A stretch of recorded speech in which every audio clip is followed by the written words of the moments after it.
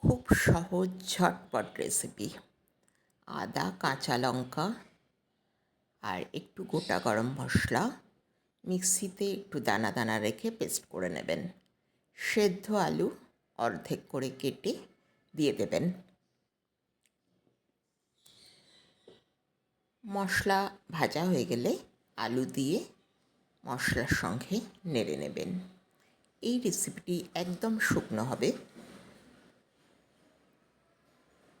অবশ্যই সমস্ত কিছুর সঙ্গে সার্ভ করতে পারবেন। দেখুন রেসিপিটি ভালো লাগে কিনা। আমি নামানোর সময় একটু গরম মশলা পাউডার দিয়ে নামিয়েছি। আপনারা চাইলে দিতেও পারেন, নাও দিতে পারেন। ছড়িয়ে দিলাম নুন। রেসিপিটি ভালো লাগলে অবশ্যই জানাবেন। আপনাদের লাইক, কমেন্ট এবং শেয়ার আমার রেসিপিটিকে এগিয়ে নিয়ে যেতে সাহায্য করবে। Recipe ready.